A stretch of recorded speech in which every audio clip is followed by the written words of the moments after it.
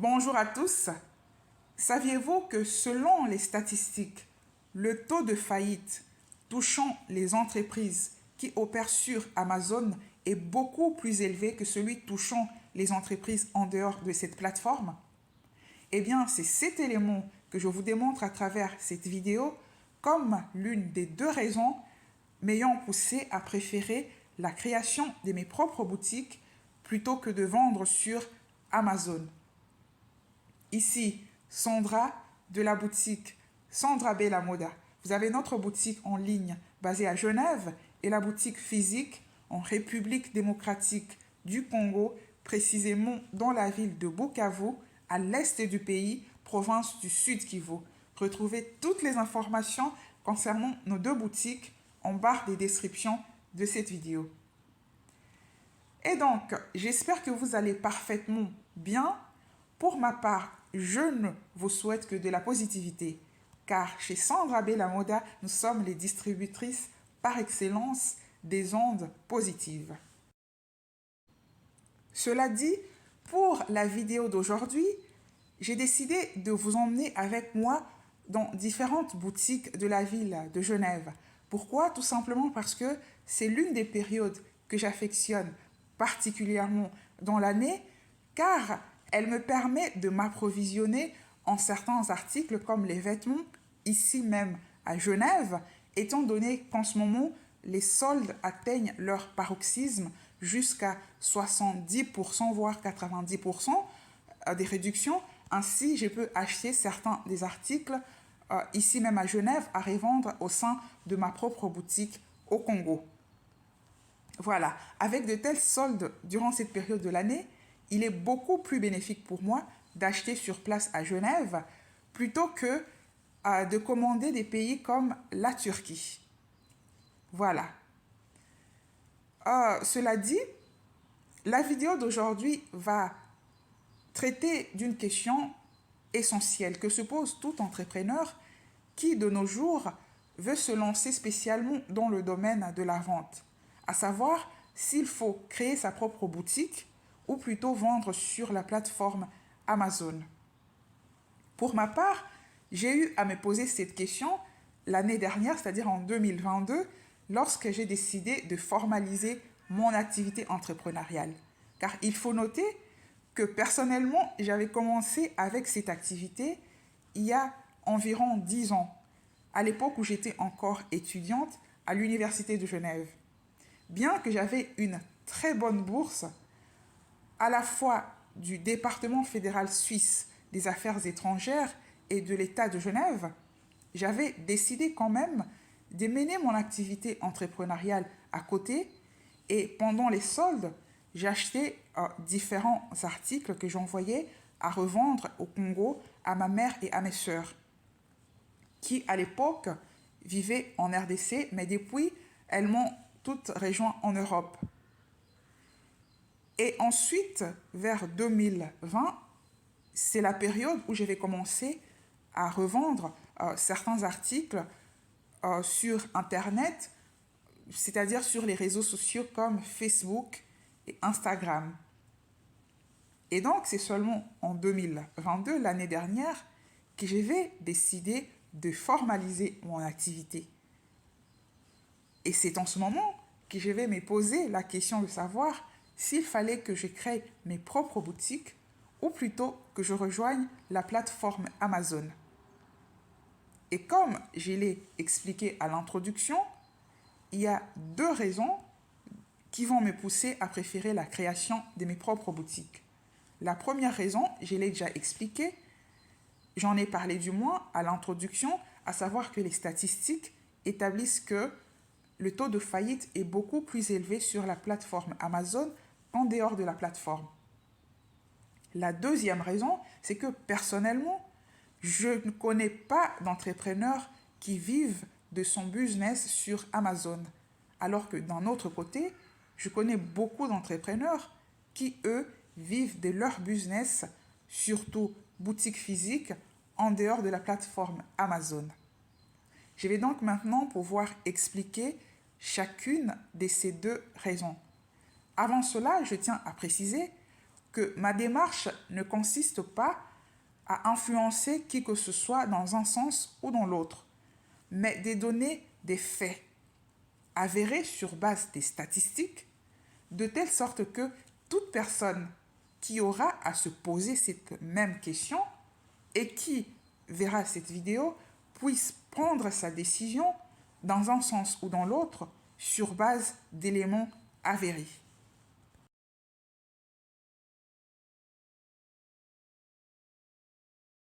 Sans plus tarder, je vais aborder la première raison qui avait motivé ma décision.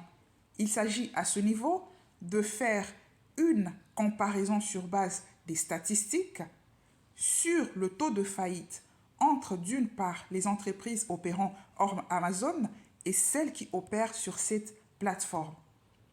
À noter que comme moi je suis membre de la diaspora africaine, pour le cas d'entreprises opérant hors Amazon, j'ai utilisé les données des deux régions, soit l'Occident et l'Afrique. Tout simplement parce que la plupart des membres de la diaspora africaine créent leurs entreprises en Occident ou en Afrique. Je mets en barre des descriptions toutes les sources que j'ai utilisées dans le cadre de cette vidéo, ainsi vous pourrez les vérifier.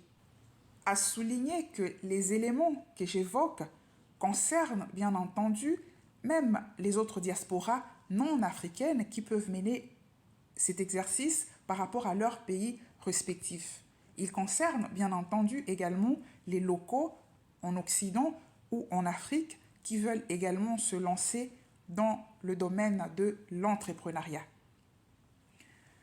Pour chacune des deux régions sous examen, c'est-à-dire l'Occident et l'Afrique, j'ai pris à chaque fois un échantillon de 3 pays. Seulement, les éléments évoqués s'appliquent de manière générale aux autres pays de chacune de ces deux régions. Pour commencer donc avec le cas de l'Afrique, j'ai considéré le cas de 3 pays. Bien entendu, le cas de la RDC qui est mon pays d'origine, mais aussi le cas de la Côte d'Ivoire et du Cameroun dont j'ai trouvé les données. Et les statistiques sur la faillite dans ces 3 pays nous disent que 80% de petites et moyennes entreprises ferment boutique après 2 à 5 ans d'existence. Ceci signifie donc que, en tant qu'entrepreneur, face à de tels chiffres, on se rend compte qu'on est obligé de travailler dur pour pouvoir échapper à ces statistiques sur la faillite, donc éviter d'être du côté de ces entreprises qui ne vont pas durer sur le long terme. Et pour cela, il faut pouvoir identifier les causes à l'origine de ce taux de faillite qui est quand même très élevé. L'une des causes qui revient très souvent, c'est la question du financement. Il faut noter que cette question touche particulièrement les Africains qui sont sur le continent, étant donné que les Africains dans la diaspora, pour la plupart, se préparent par rapport à cet aspect avant de pouvoir se lancer dans l'entrepreneuriat. Par contre, la deuxième cause, souvent évoquée, à savoir la mégestion, touche tout autant les Africains de la diaspora que ceux sur le continent. En fait, l'une des manifestations de cette mégestion va porter sur le mauvais choix du personnel, alors que c'est un aspect beaucoup plus important pour les membres de la diaspora qui, de manière générale, vont gérer leur entreprise à distance à travers le personnel qu'ils ont choisi. On se rend compte que, de manière générale, le choix du personnel va se faire sur base d'affinités familiales ou amicales, ce qui n'est pas mauvais si les personnes choisies sont à la fois compétentes et surtout honnêtes. Cependant, ces critères n'entrent généralement pas en ligne des comptes et voilà comment beaucoup ne vont pas s'en sortir. Vu l'importance de la question, dans ma prochaine vidéo, je vais vous expliquer une technique infaillible que j'utilise personnellement pour tester l'honnêteté des personnes avant de pouvoir les engager pour la gestion de ma boutique au Congo. Une autre manifestation de la mégestion sera le mauvais choix de l'emplacement en se basant uniquement sur le bas prix sans tenir compte de la mesure dans laquelle les lieux choisis attirent la clientèle cible. En plus, on peut évoquer comme une autre cause le mauvais choix du produit sans tenir compte du prix d'achat et du prix de la revente sur le marché, sans tenir compte de la mesure dans laquelle le produit en question est demandé sur le marché. En conséquence, on se rend compte que la plupart des causes des faillites pour les entreprises opérant hors Amazon se situent au niveau endogène, donc sont sous contrôle de l'entrepreneur, qui, s'il mène une bonne étude des marchés, devrait pouvoir les contourner. Voilà. Et là, il faut parler maintenant du cas d'entreprise en Occident. Je mets en barre des descriptions les statistiques également dans ce cas. J'ai utilisé les données des 3 pays. Bien entendu, la Suisse où je vis, mais aussi la France et les États-Unis. Et les statistiques dans ces 3 pays établissent que le taux de faillite de petites et moyennes entreprises est de moitié, soit de 50% après 5 ans d'existence. Cela signifie que la moitié d'entreprises dans ces pays vont survivre. En revanche, il y a une exception pour le cas des startups. Dans ces pays occidentaux, les startups étant ces entreprises qui s'élancent dans des domaines innovants, généralement dans le domaine de la technologie. Le taux de faillite pour ces entreprises est de 80% après 5 ans, soit exactement comme le cas des entreprises en Afrique. Voilà. Et donc là, il faut parler maintenant de la situation sur la plateforme Amazon. Voilà. Quel est le taux de statistique pour les entreprises sur Amazon? Un des éléments qui va frapper, c'est la difficulté de trouver des données, spécialement au niveau de la sphère francophone. Il y a des difficultés à trouver même des entrepreneurs qui font état de leur expérience négative sur la plateforme. Et donc, c'est sur la plateforme anglophone que j'ai trouvé ces éléments. J'ai particulièrement consulté la chaîne d'une dame. Sa chaîne s'appelle Mami Income. J'ai mis la vidéo concernée en barre des descriptions. Elle donne toutes les sources d'où elle a tiré les éléments qu'elle évoque, sources que j'ai également consultées et que vous pouvez consulter.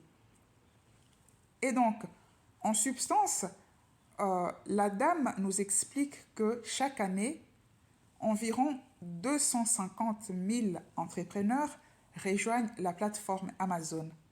Mais seulement, il n'y a que 30% de ces entrepreneurs qui arriveront à vendre quelque chose sur leur plateforme. Mais pire que cela, après seulement une année d'existence, il n'y a plus que 10% de ces entrepreneurs qui seront toujours actifs sur la plateforme Amazon.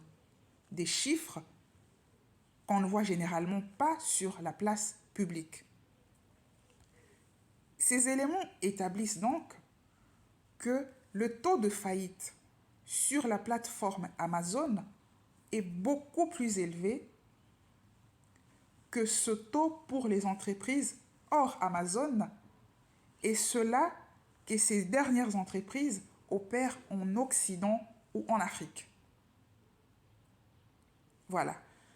Par rapport aux entreprises hors Amazon que la diaspora va vouloir créer en Occident ou en Afrique, il faut juste relever le fait que l'investissement financier est beaucoup plus élevé lorsque l'on veut créer son entreprise en Occident. Voilà, la main-d'œuvre coûte beaucoup plus cher, les locaux coûtent également beaucoup plus cher. Bien entendu, la contrepartie, c'est que le pouvoir d'achat est beaucoup plus élevé, un point très positif. Néanmoins, il faut tenir compte aussi de l'investissement financier. Voilà, pour réduire les coûts, il y en a qui vont préférer opérer juste à travers des entreprises en ligne. Mais là encore, il faut noter que les statistiques, et je mets le lien en barre des descriptions qui le démontre, les statistiques établissent qu'au jour d'aujourd'hui, 94% des ventes au détail sont faites auprès des boutiques physiques. Voilà. Donc il n'y a que 6% des ventes au détail au jour d'aujourd'hui qui sont faites auprès d'entreprises en ligne. Voilà pourquoi, personnellement, j'ai toujours estimé que la boutique en ligne devrait être un soutien à la boutique physique et non pas le mode principal pour pouvoir vendre ses produits ou ses services. Après, chacun fait selon ce qu'il veut en fonction de ses objectifs. Voilà. Pour revenir maintenant au cas d'Amazon avec son taux hallucinant de faillite, il est important de pouvoir rechercher les causes également qui expliquent ce taux de faillite très élevé. Il faut noter que la dame de la chaîne, la dame américaine de la chaîne Mami Income, situe la majorité de ces causes d'un point de vue endogène, c'est-à-dire des causes sous contrôle de l'entrepreneur. Selon elle, avec une bonne étude de marché, l'entrepreneur devrait pouvoir surmonter ces causes. Cependant, je ne partage pas cette position. Il faut noter que la dame en question fait elle-même, propose des formations en ligne pour vendre sur Amazon. Par conséquent, elle ne remet pas en question le système même d'Amazon qui, en mon sens, est le vrai problème qui explique ce taux élevé de faillite. C'est-à-dire que, alors que, comme je l'expliquais précédemment, pour les entreprises hors Amazon, la majorité des causes sont sous contrôle de l'entrepreneur, sauf certaines causes, bien entendu, comme l'inflation ou les taxes élevées qui demeurent minoritaires. Seulement, dans le cas de ces entreprises-là, les autres causes que j'ai évoquées sont sous contrôle de l'entrepreneur. Avec une bonne étude de marché, il devrait pouvoir s'en sortir. Seulement, je démontre ici que pour le cas d'Amazon, la situation est totalement différente, dans la mesure où la plupart des causes d'échec sont liées au système même de la plateforme. Et donc, la première cause que beaucoup de gens ignorent, c'est que Amazon, qui est en même temps une plateforme de revente de ses propres produits, identifie très souvent les produits qui marchent les mieux auprès des vendeurs sur sa plateforme et va les commander auprès des mêmes fournisseurs de manière à les revendre beaucoup moins cher. Voilà.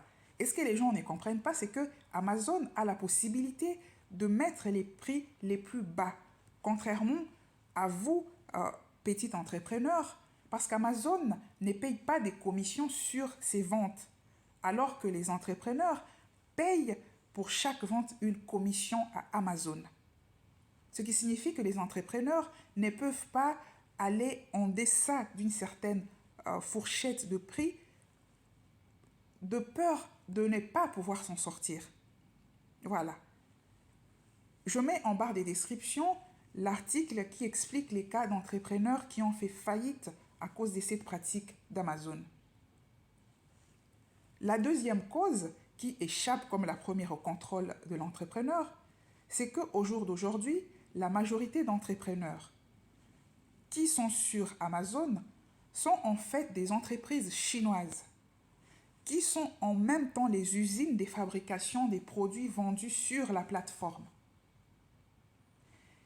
Et donc, moi, j'aimerais que l'on m'explique comment un petit entrepreneur, avec son investissement allant de 1000 généralement à 50 000 euros, va pouvoir faire face à la concurrence par rapport à son propre fournisseur, qui est l'usine de fabrication du produit concerné, lorsque cette entreprise va revendre le même produit à 4 ou 5 fois moins cher. Pour ma part, la concurrence est pratiquement impossible à faire dans ce cas-là. Voilà. Et ça, beaucoup de gens ne les savent pas ou ne les disent pas. Alors qu'il y a beaucoup d'entreprises qui font faillite grâce, du moins à cause de cet élément. Voilà. Un autre élément ou une troisième cause qui échappe au contrôle de l'entrepreneur, c'est le taux élevé du retour d'articles sur Amazon. Car beaucoup de clients de la plateforme vont retourner des articles, comme ils les disent eux-mêmes, des articles auxquels ils ne reprochent rien du tout. Et ce sera au détriment de l'entrepreneur. Beaucoup de gens ont fait faillite encore une fois à cause de cet élément qui échappe à leur contrôle. Voilà. Une cause qu'on ne va pas retrouver auprès d'entreprises qui opèrent par exemple en Afrique où de manière générale, il n'y a pas ce problème de retour d'articles. Voilà. Et donc, à ces causes, il faut ajouter les frais exorbitants liés à l'utilisation de ce système d'Amazon FBA. Voilà, il y a les commissions, il y a les frais publicitaires, il y a les frais des transports. Et justement, par rapport aux frais publicitaires, il faut noter encore que Amazon identifie les articles qui marchent les mieux et va faire en sorte qu'ils n'apparaissent pas, lorsque les clients vont les chercher, afin de pousser l'entrepreneur à toujours payer plus pour la publicité. Voilà le système Amazon. Et là, je vais parler maintenant de la deuxième raison qui m'avait poussé à préférer la création de ma propre boutique, c'est-à-dire le fait que je connais des gens qui vivent de leur business hors Amazon, que ce soit en Afrique et en Occident. Par contre, je n'en connais pas qui vivent de leur business sur la plateforme. Je vous soumets au même exercice. Regardez combien d'entrepreneurs vous connaissez personnellement, pas ceux que vous avez vus sur Internet, car ce sont des gens que vous ne connaissez pas à titre personnel. Je parle de votre cercle amical, familial, vos connaissances. Combien en connaissez-vous qui vivent de leur business sur Amazon par rapport à ceux qui vivent de leur business hors Amazon? À vous de répondre sincèrement à cette question et de tirer vos propres conclusions. Moi, j'avais déjà tiré les miennes. Et voilà, nous sommes arrivés à la fin de cette vidéo. Je vous dis au revoir et à bientôt pour la prochaine vidéo.